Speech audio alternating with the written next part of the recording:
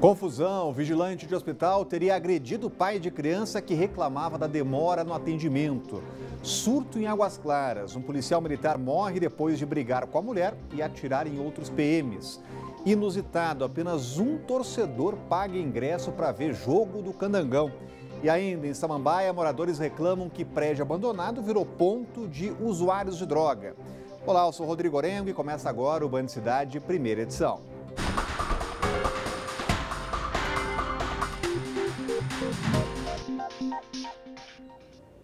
Mais uma confusão em um hospital público aqui do DF. Dessa vez foi em Santa Maria. Cansado de esperar pelo atendimento, o pai de um paciente terminou discutindo e teria sido agredido pelo segurança lá do hospital. A gente vai ver agora essas cenas na reportagem. Por causa da demora no atendimento, o pai de um paciente pediu explicações ao funcionário do hospital. Segundo testemunhas, o vigilante teria agredido o homem depois de um bate-boca. Bateram na minha cara só porque eu fui pedir atendimento. Eu vi, eu sou sua testemunha, batendo no seu rosto. Essa confusão foi nesse domingo no hospital de Santa Maria. A polícia militar foi chamada pelo supervisor da segurança da unidade, que alegou que o pai da criança estava armado. No entanto, os PMs disseram que nada foi encontrado com ele. Em um vídeo que circula nas redes sociais, outras pessoas também aguardavam atendimento e questionavam a atitude do segurança e reclamavam da demora do serviço médico. Eu já vi 3 vezes, eles mandaram para casa, hoje já é o 4º dia, minha filha está sem urinar o piso, não está urinando nada, tá? Ela está dizendo que está doendo bastante, ela não consegue urinar nada e eles não fizeram nada. Toda essa situação veio à tona dias depois de um outro caso envolvendo mais uma unidade de saúde da capital. Nesse episódio, o diretor do hospital de Braslândia foi exonerado. O motivo foi a divulgação de um vídeo em que médicos aparecem assistindo a uma televisão em uma sala privada de repouso, enquanto pacientes aguardavam atendimento do lado de fora. O caso foi na quarta-feira passada e a exoneração na sexta-feira, dia 8 de março. Pois é, a gente vai comentar sobre este caso em seguida, porque tem uma nota aqui no caso da confusão do Hospital de Santa Maria. Todos foram liberados depois que assinaram um termo de compromisso para comparecer à Justiça. A Secretaria de Saúde disse que o pai da paciente teria se exaltado chutando mesas e cadeiras do consultório e que o vigilante tentou intervir, foi agredido e a Polícia Militar foi chamada para conter os ânimos. Ainda assim, a direção da unidade determinou o afastamento do funcionário. Finalizou dizendo que a direção do hospital preza pela humanização do atendimento e respeito ao cidadão e servidores. Cláudio Humberto já está com a gente por aqui para comentar este caso. Muito boa tarde, Cláudio. Boa tarde. Tem humanização aí nesse caso? Claro que não, né? A gente verifica que agora, além de ser mal atendido, além de ser submetido a esperas extenuantes, humilhantes mesmo, os pacientes de unidades públicas de saúde agora tomam tapa na cara quando reclamam. Foi o que vimos ali. A gente viu, inclusive, gente dizendo, uma voz de mulher, se colocando à disposição para testemunhar a violência cometida. Incomoda muito que a Secretaria de Saúde venha adotando como verdadeiras as versões dos envolvidos, né? A gente viu na questão lá do Hospital de Braslândia. Inventaram lá uma desculpa na qual ninguém acreditou. É daquelas desculpas esfarrapadas e determinadas, sobretudo, pelo corporativismo de médicos, enfermeiros, enfim, de todo o setor público de saúde. Fez muito bem o governador Ibanez Rocha demitindo o diretor do Hospital de Braslândia e mandando abrir inquérito administrativo.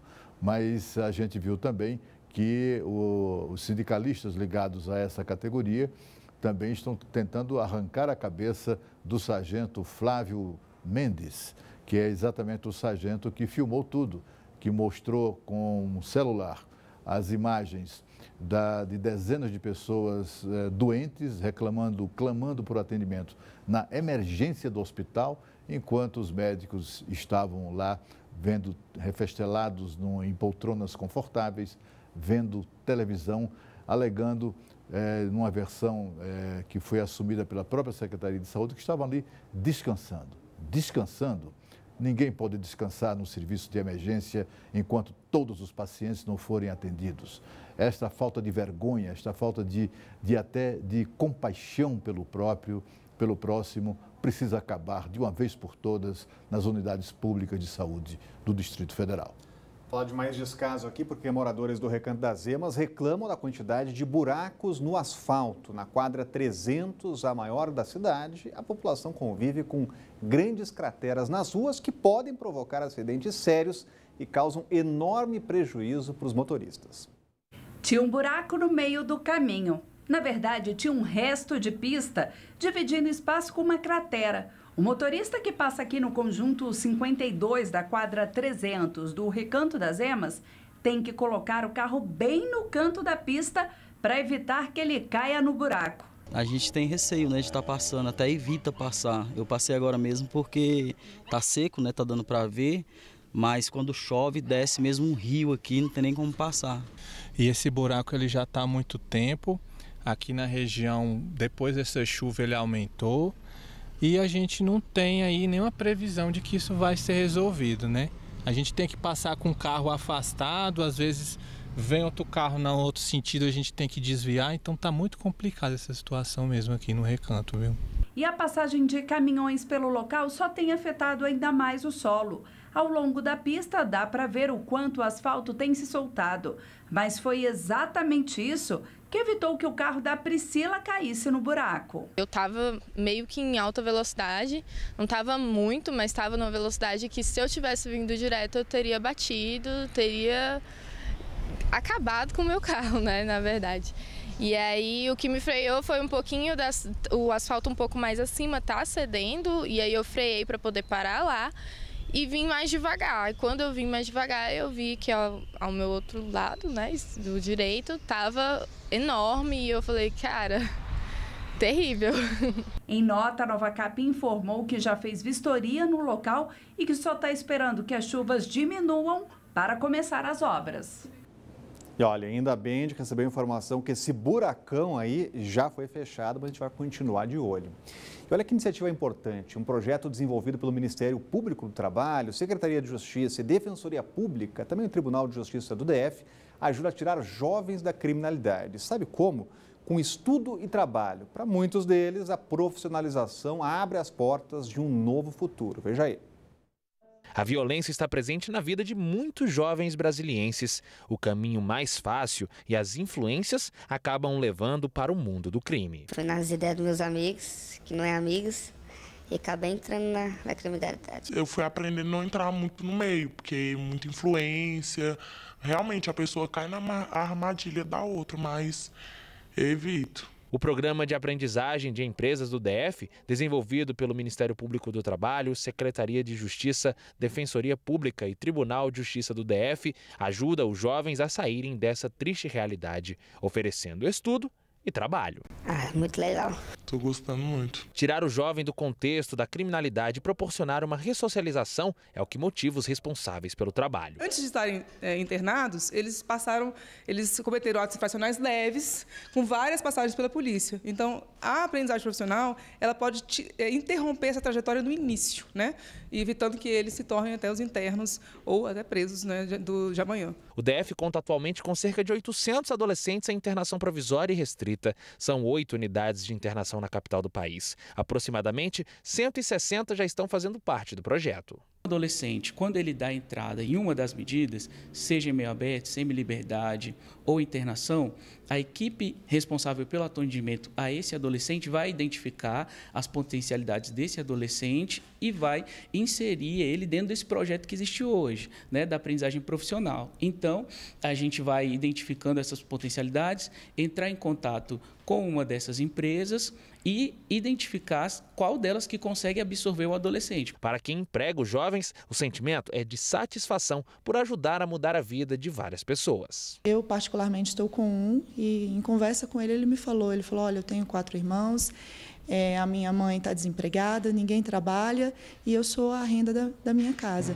É muito claro, em nosso trabalho, a percepção de que uma simples oportunidade pode fazer a diferença na vida desses meninos. Nós temos, no programa de estágio que nós oferecemos a esses jovens na Defensoria, nós já tivemos a oportunidade de ver em várias situações em que o estágio fez a diferença na vida do jovem, principalmente da família. O programa tem transformado vidas que antes pareciam perdidas e agora estão cheias de sonhos e objetivos para um futuro melhor. Eu pretendo terminar meus estudos e terminar minha faculdade e seguir um emprego bom, né? Fazer minha faculdade de Direito e seguir meu futuro. Eu espero terminar meu curso, começar a trabalhar e eu quero investir. Porque oportunidades são poucos que tem, e tem que aproveitar. O presidente da Câmara, Rodrigo Maia, marcou para hoje uma reunião com líderes partidários para receber as indicações dos deputados que vão compor a Comissão de Constituição e Justiça. A CCJ é a primeira etapa de análise da reforma da Previdência e tem os detalhes chegando com a Renata Dourado. Finalmente, Renata, o debate começa oficialmente lá no Congresso? Então, vamos ver, né? A gente tem que aguardar realmente para ver o que vai acontecer, mas a promessa pelo menos é essa. Rodrigo, boa tarde para você e para todos que estão aí nos acompanhando.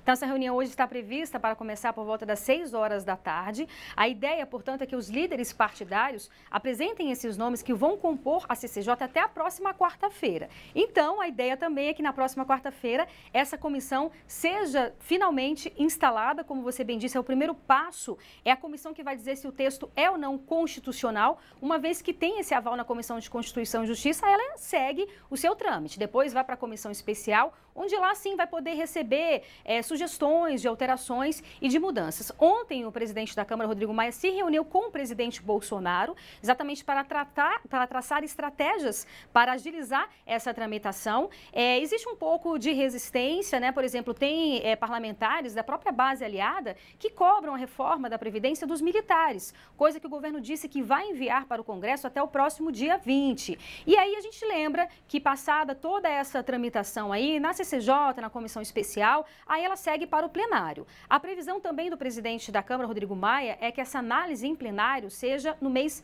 de maio. Então, a gente lembra que precisa de 308 votos, no mínimo, para ser aprovada, isso em 2 turnos. A avaliação do governo é que hoje o governo não teria esse número de votos, número de apoiadores, aí número mínimo para aprovar a reforma da Previdência. Por isso mesmo que o próprio presidente Bolsonaro está também nesse processo de articulação, de convencimento. A ideia é que ele use mais, sejam as redes sociais, os meios de comunicação em geral, para esclarecer sobre a reforma da Previdência, falar para a população sobre a importância que o governo vê na aprovação da reforma da Previdência para reequilibrar as contas públicas. E aí, passada essa etapa da Câmara, segue, portanto, para o Senado, para também ser aprovada em 2 turnos e aí sim começar a valer. Rodrigo. Obrigado, Renata. Continua acompanhando. Cláudio Humberto, nessa discussão a gente vai ver de novo aquela história de briga por cargo, por emenda parlamentar no Congresso? Ele sempre, se der bobeira, né, os deputados vão sempre querer cargos, etc. O governo mantém a intenção de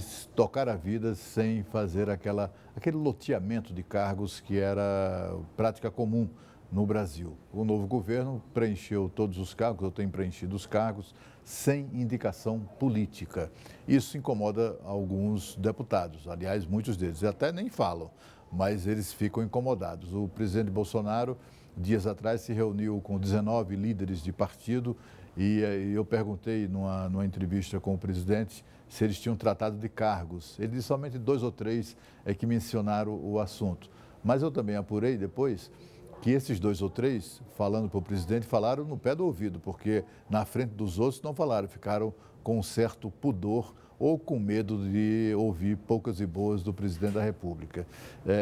O grande desafio hoje é saber, ou a grande expectativa é saber se o governo vai continuar resistindo a essa pressão para abrir o governo para o preenchimento de cargos por indicação política, né?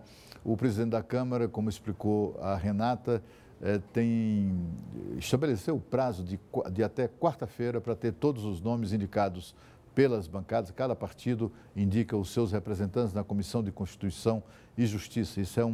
Esse número de vagas é proporcional à votação que eles tiveram na eleição de 2018.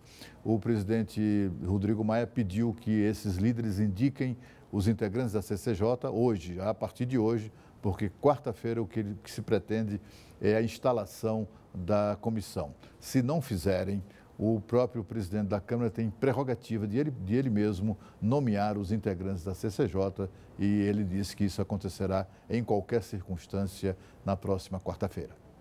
E olha só que história absurda. Depois de uma briga com a esposa e atirar em direção a outros policiais, um PM de Goiás pulou do segundo andar de um prédio em Águas Claras.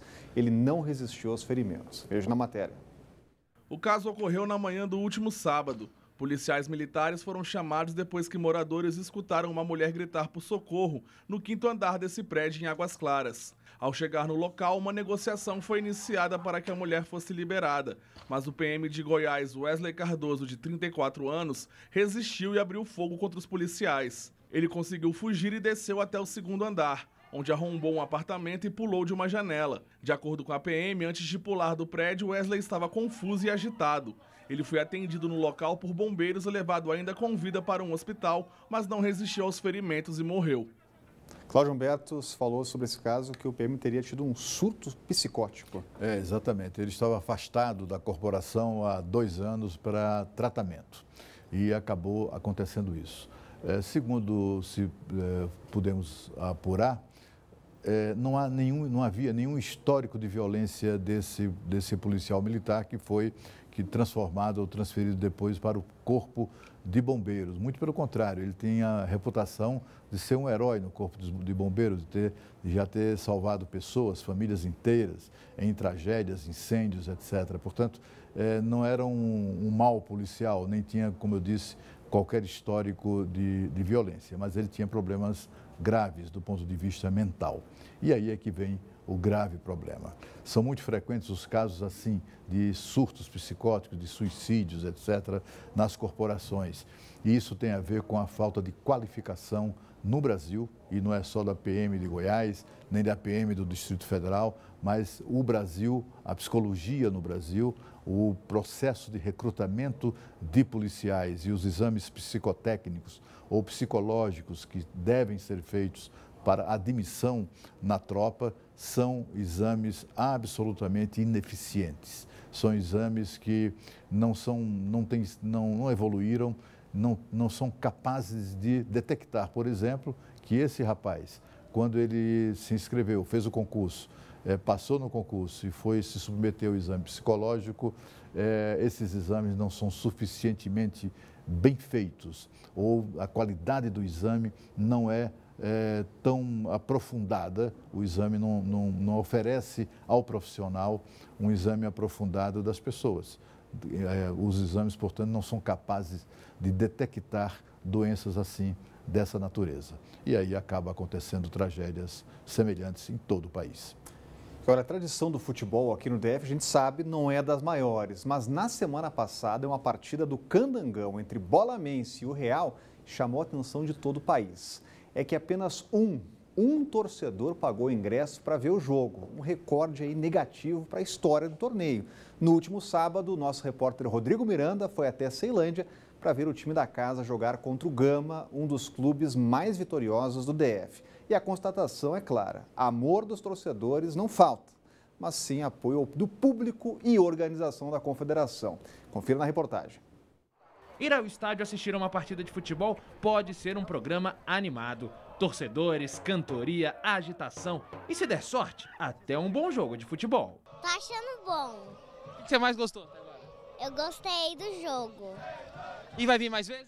Vou. Nós temos um grupo na família de pelo menos 8, 10 pessoas, todos os jogos nós estamos, irmãos, sobrinhos, então em todos os jogos do Candangão nós estamos. Para os fãs do futebol em Brasília, uma boa oportunidade é o Candangão, mas nem sempre o programa pode sair como esperado. Dessa vez o Candangão chamou a atenção de todo o país, mas não pelo que aconteceu dentro do campo, e sim aqui nas arquibancadas. Apenas um torcedor teve coragem de comprar o ingresso para assistir a partida entre Bolamense e Real pela 7ª rodada do primeiro turno. Esse é o menor público da história do campeonato. Deve ser ruim, né? Isso nunca vai acontecer com o Gama, eu tenho certeza, que a gente está sempre aqui. Os jogadores mesmo sentem falta da torcida, né? Eles vão olhar assim na hora de fazer o gol, cadê o pessoal gritando na hora de empurrar? Bastante complicado. A partida realizada no meio da tarde, na quinta-feira depois do Carnaval, não foi um atrativo. O Real venceu o Bolamense por 2-0. O Bolamense também não ajuda muito. É o lanterna do campeonato, com 7 derrotas em 7 jogos. São 23 gols sofridos e só 3 marcados. Alguns torcedores dos times do Distrito Federal reclamam das condições do futebol local. Isso é falta de incentivo. Dá para sortear, dá para fazer vários projetos em cima do Candangão. Aqui tá cobrando R$20 de uma criança, entendeu? Ó, criança aqui, ó, R$20. R$20, entendeu? É uma pouca vergonha. Aí depois quer falar que tem que ter público no estádio. Como é que tem público desse jeito, cara? Jogos com poucos torcedores são comuns no Candangão. Em fevereiro deste ano, o Mané Garrincha registrou o menor público da história. Apenas 60 pagantes ocuparam as cadeiras da arena, que cabe cerca de 72 mil pessoas. O Candangão também é famoso por outras curiosidades. É o único campeonato estadual que tem times de outros estados, o Lusiânia e o Formosa de Goiás e o Paracatu de Minas. E é o único estadual que já teve campeão de outro local. Uma confusão até para os torcedores mais fiéis. O torcedor de Brasília deveria adotar o futebol de Brasília, porque todo torcedor de Brasília torce para um time do Rio de Janeiro, de São Paulo, de Minas Gerais. Então, na verdade, se o torcedor adotasse, que gosta do futebol, viesse ao estádio, nós não teríamos jogos com 1, com 10, com 50 pagantes, cara. Apesar de todas as curiosidades e dificuldades, tem gente que sonha com dias melhores. O futebol brasileiro precisa melhorar muito.